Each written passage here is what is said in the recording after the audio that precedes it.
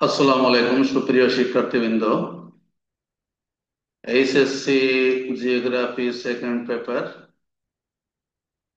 First chapter প্রথম অধ্যায় human geography মানব ভূগোল।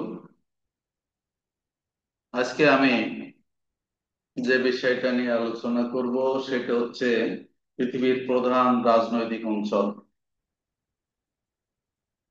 বিষয়টা অত্যন্ত গুরুত্বপূর্ণ এবং major political regions of the world.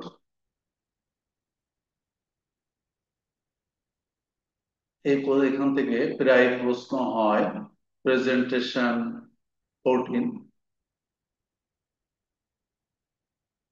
আজকে এই নিচে আমার ইউটিউব চ্যানেল সূত্র সহ নাম দেওয়া আছে। এটা আমার ইউটিউব চ্যানেল, সবাইকে সাবস্ক্রাইব করে আহ্বান জানাই।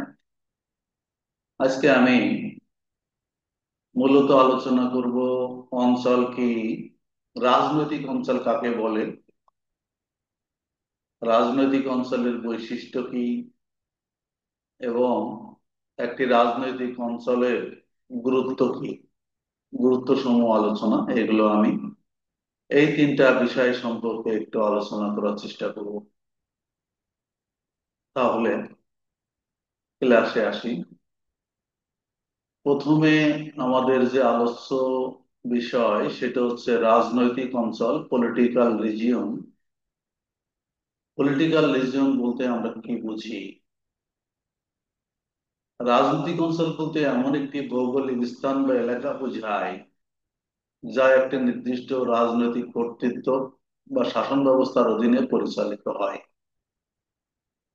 এটি সাধারণত সীমারেখা দ্বারা নির্ধারিত থাকে এবং সেখানে একটি সরকার, আইনকানুন ও প্রশাসনিক কাঠামো কার্যকর থাকে। এই বিষয়গুলো মূলত রাষ্ট্রবিজ্ঞানের বিষয়বস্তু। তারপরেও আমাদের যেহেতু এখানে পলিটিক্যাল জিওগ্রাফি আছে, রাজনৈতিক ভূগোল নামে একটা ভূগোলই আছে, এদিকে আমরা এই রাজনৈতিক অঞ্চল সম্পর্কে একটু আলোচনা করছি। অথবা আমরা যদি এটাকে খুব সহজভাবে সংজ্ঞা দিতে চাই তাহলে এইভাবে বলতে পারি, রাজনৈতিক অঞ্চল হচ্ছে একটি নির্দিষ্ট এলাকা যেটি কোনো দেশ, রাজ্য, জেলা বা শহরের মতো রাজনৈতিক ও প্রশাসনিক নিয়ন্ত্রণে থাকে। এরপরে আর সহজ হয় না। রাজনৈতিক অঞ্চল হচ্ছে একটি নির্দিষ্ট এলাকা যেটি কোনো দেশ, রাজ্য, জেলা বা শহরের মতো রাজনৈতিক ও প্রশাসনিক নিয়ন্ত্রণে থাকে। আমরা উদাহরণ দিলে বুঝতে পারবো, যেমন বাংলাদেশ একটি নিজেই একটি রাজনৈতিক অঞ্চল, এটি একটি সার্বভৌম রাষ্ট্র।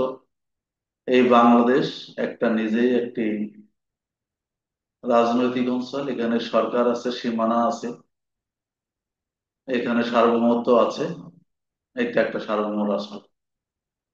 চট্টগ্রাম বিভাগ কি বলা হয়েছে, জেলা বা শহরের মতো রাজনৈতিক প্রশাসনিক নিয়ন্ত্রণে থাকে। এই প্রধান যে প্রশাসনিক তার নিয়ন্ত্রণে থাকে। চট্টগ্রাম সেই হিসেবে চট্টগ্রাম বিভাগ একটি রাজনৈতিক অঞ্চল, এটি প্রশাসনিক ভাবে বাংলাদেশ সরকারের অধীন। এই চট্টগ্রাম, এটাও একটাকে প্রশাসনিক অঞ্চল বলা যাবে, রাজনৈতিক অঞ্চল বলা যায়, কারণ বাংলাদেশ সরকারের অধীনে থাকে। ঢাকা সিটি কর্পোরেশন উদাহরণ দিতে পারি, একটি নগর রাজনৈতিক অঞ্চল, এটাও কি থাকে, প্রশাসনিক বাংলাদেশ সরকারের অধীনে আছে। তাহলে আমরা আসলে রাজনৈতিক অঞ্চল হচ্ছে কি, একটি নির্দিষ্ট এলাকা যেটি কোনো দেশ, রাজ্য, জেলা বা শহরের মতো রাজনৈতিক প্রশাসনিক নিয়ন্ত্রণে থাকে। খুব সহজভাবে এই সংজ্ঞাটা দেওয়া হয়েছে।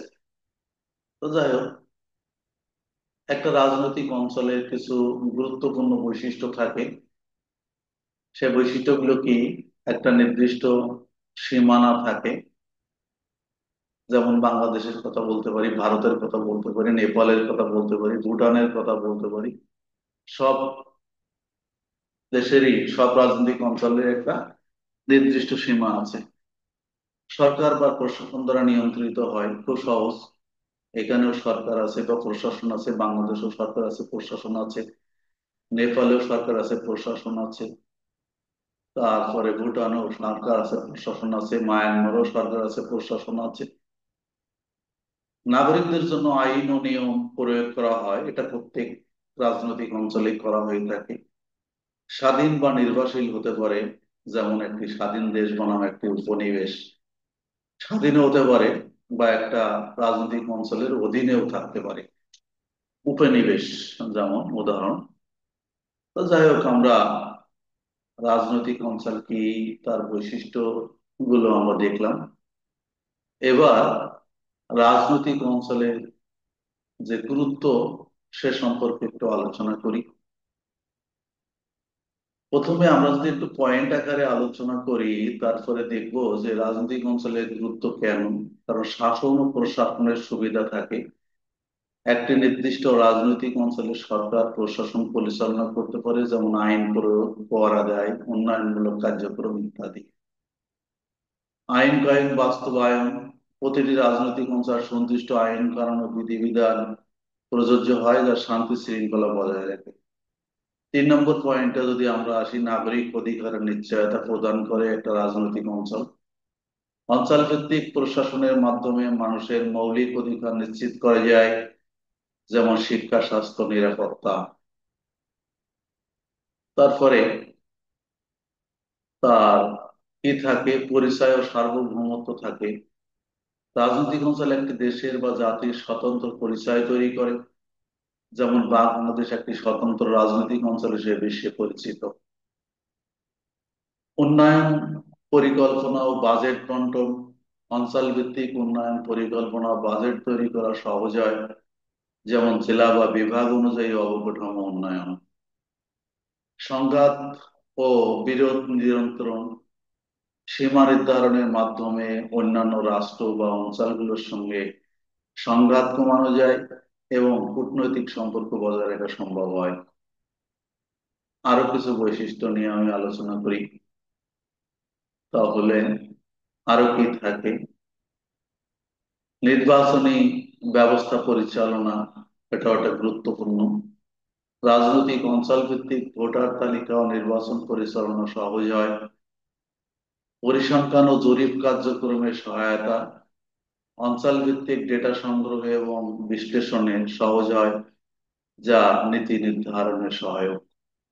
তো যাই হোক, আজকে আমরা এখানে কি পড়লাম, রাজনৈতিক অঞ্চল কি, তার উদাহরণ, রাজনৈতিক অঞ্চলের বৈশিষ্ট্য, 4টা বৈশিষ্ট্য এখানে আলোচনা করলাম, এবং অনেকগুলো গুরুত্ব নিয়ে আমরা এখানে আলোচনা করলাম।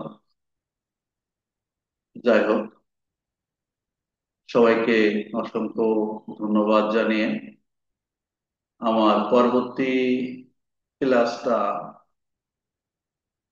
দেখার আমন্ত্রণ জানিয়ে, পরবর্তী ক্লাস হবে আমার 15 নম্বর ক্লাস। সেটা হচ্ছে একটা রাজনৈতিক রাজনৈতিক অঞ্চলের যে উপাদানগুলো থাকে সেগুলো নিয়ে আমি উপাদান এবং রাজনৈতিক অঞ্চলের যে শ্রেণী বিভাগ আছে, যেটা অত্যন্ত গুরুত্বপূর্ণ, সেটা নিয়েও কিছুটা আলোচনা করার চেষ্টা করব। আজকের মতো আমার এই ইউটিউব চ্যানেলটা সাবস্ক্রাইব করা আবারও আহ্বান জানিয়ে এখানে শেষ করি। আল্লাহ হাফেজ।